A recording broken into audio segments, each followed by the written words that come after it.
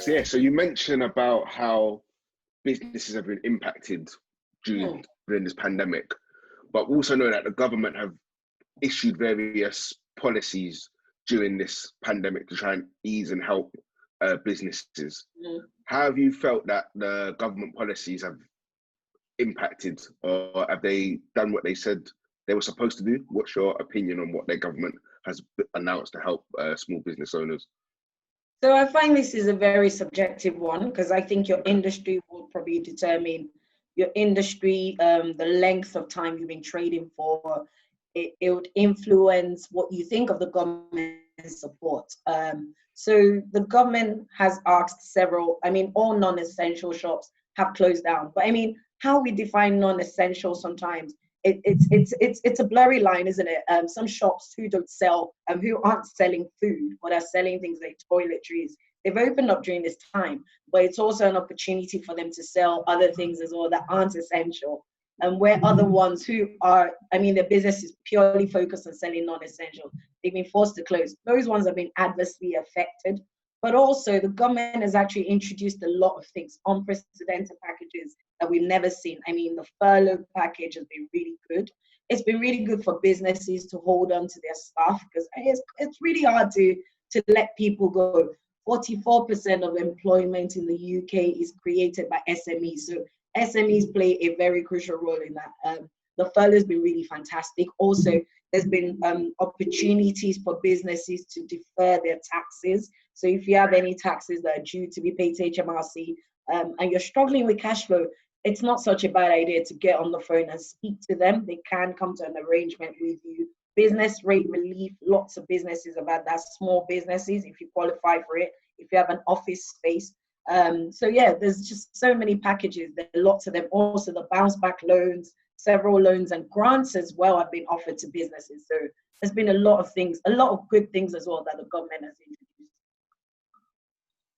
introduced. Perfect. And on that note, because I said we talked about some of those policies in previous podcast episodes, but in terms of, so as a whole, you've seen the government policies have been quite positive, but as you said, it is quite sector specific in terms of how the policies have impacted you. Because yeah, you made a good point, because I was reading the other day, I think it was Clinton Cards. So for example, Clinton Cards had to close, but they were complaining that like someone like Sainsbury's could stay open, but they also sell cards. So it's so that so they were like, they complained that we have to close, but Sainsbury's can stay open, but also sell cards and other products that are non-essential. So they get an unfair advantage due to government rules. Yes, absolutely. I think that is the current situation right now. It almost feels like some stores, some companies have an unfair advantage over others, and it's kind of hard for the government to find that balance, isn't it? Is it possible for you to tell Sainsbury's to stay open or not sell Christmas cards? It's really hard to find that balance. I mean, we are where we are, and whilst the government has pumped a lot of money into it to try and stimulate the economy, the reality is, the adverse effect of employees sitting at home for several months in the year. You've got to remember, it has its mental. There's the other side, the mental impact as well. And even for a business as well, you haven't really been in touch, especially if your business is purely face to face. How do you stay connected to your customers? How do you stay in touch with them? So yeah, it's been really tough. Have you noticed? I mean, following on from that, have you noticed any change in approach to conducting business? Have there been any mistakes that people have made in trying to navigate such an unprecedented period that we're in? And what are they even doing well to try and obviously mitigate some of the impact of the pandemic? That's a really good question, actually. So, I mean, take us back to 2019. If anyone ever told us there would be a pandemic in 2020, maybe a lot of us would have been a lot better prepared for it, and we would have planned ahead, and we would have done our best. But 2020 has been a rude awakening for several of us. It's a reminder that as a business, planning is the lifeblood of your business. Planning in the sense that you've got to be on top of everything. some of the mistakes I've seen some businesses make is the lack of planning. They're literally living from revenue to revenue. By that, I mean, they're literally living on every single month. They depend on their monthly cash flow, which isn't such a bad thing. But, you know, in a pandemic, how do you survive? Do you see what I mean? But also, I've seen the other side as well, with some businesses being able to adapt. For example, I go to my corner shop and I see they're selling face masks and gloves because there is a demand for it. So I've seen a lot of businesses have also been able to swiftly adapt as well and meet the current needs of the current demands in the society, because it's suddenly changed and shifted. So absolutely, definitely. And I think for me, that actually just shows our, it illustrates our ability as humans to kind of adapt to our changing external environment and to just try and make the most of whatever situation we kind of find ourselves in. But I mean, that kind of brings me on to my next question. I was actually going to ask, have you also noticed any differences between various like industries, various sectors?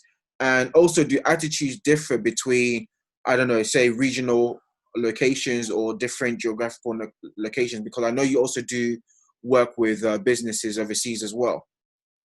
yes, so actually, so in terms of industries, let's start with industries. So depending on the industry you're in, you'll determine how you've been affected by COVID-19. So some industries have actually thrived from this season. For example, if you are in the healthcare industry, chances are you've seen a sudden growth in your business at some point in 2020. Or if you sell food, everyday essentials, you probably saw the sudden rise in revenue and growth around that March period when we were all hoarding food and things like that. But at the same time as well, say moving on to construction, for example. So construction industry was also heavily hit at the start, but now we're seeing that, you know, they've also relaxed some of the rules around construction. So with the lockdown 2.0, we found construction workers can go back to work. So maybe they're not quite as impacted as the retail store that's selling clothes, you know, the ones that probably don't have a website to sell their clothes. So you find it kind of varies from industry to industry. Hospitality is still struggling. Traveling still hasn't gone back to what it was before the start of the lockdown or before the start of the pandemic. And now when we move to geographical location, some countries have been able to, move back onto business as usual, in quotes. But whilst they're back to trading and trying to navigate their new normal, even though they're going out and about, the reality is it's still a global pandemic. We live in a world where, you know, we're selling to different markets. We're trading with different parts of the world. So whilst countries like the UK are still being heavily impacted by coronavirus, they are also feeling it. For example, some of them have experienced currency volatility in the midst of everything. Also, not being able to travel as well, that is impacting a lot of them as well. So whilst they may be able to go out, they might have the luxury of being able to move around within the four walls of their own country, they are still feeling the impact of coronavirus. So. Wow. I just want to add on to that, actually. So talking about industries and geographical locations, what about in terms of actual business setups between, say, your sole traders and your limited company owners? Because a lot of our discussion so far has been on the SMEs, which generally tend to be limited company owners, but there's some people might just be set up as a sole trader. What are any differences have you seen in any of the business setups? So with being a sole trader, I mean, all the government packages are also open to them. Just to remind them of that. So if you're a sole trader, you also have access to those benefits. The only thing is you've got to remember, you know, the potential, the unlimited personal liability that links back to you being a sole trader. So it might deter some people from taking on kind of loans that they probably need during this time. I've spoken to a few people who are very hesitant of actually taking on some of these schemes because of that, you know, where limited companies probably feel a bit safer doing that. But I mean, the reality is the impact on business is still the impact on business is still very real. I mean, whether you're a limited company or a sole trader, no one wants to see their business go under. So for what is worth, it might be worth sitting down with your accountant and planning and, you know, asking for their recommendations as to what sort of relief packages might suit your business at this point in time. I think you raise a good point in terms of with sole traders about the limited liability. I think, yeah, you're correct. A lot of people are hesitant to go and get a loan with the fact that with sole traders, it all goes back to you. So essentially, it could be liable against any of your assets because you're a sole trader. So I think that is a definitely approaches. Maybe, have you even thought, as I said, this is probably jumping the gun to some of our questions later, but any recommendations from sole traders to convert into a limited liability company? I mean, to each their own, but I always recommend the limited company approach. I think there is a clear separation there, and it just helps you as an individual. It helps to separate, because what you find with a lot of sole traders is there isn't a clear distinction between the personal and the business. Everything literally gets tangled up into each other. And this is where a lot of them are struggling as well, because, you know, obviously for you to be eligible for some of the packages, you need to be able to show past records. A lot of them don't have the kind of record that they can't meet the criteria they need to be able to qualify for some of these packages. So I in my opinion, I tend to recommend the limited company approach, just because it helps you draw the line and the distinction between the person and the business. No, I think I'd echo that. I think a little bit, some people get scared, especially if they don't have an accountant, going the limited company route. So I guess that's why a lot of people that don't have accountants tend to go the sole trader route. But I do agree with you, going the limited company route does give you that separation of this is mine, this is the company's, and it keeps things a little bit more clean.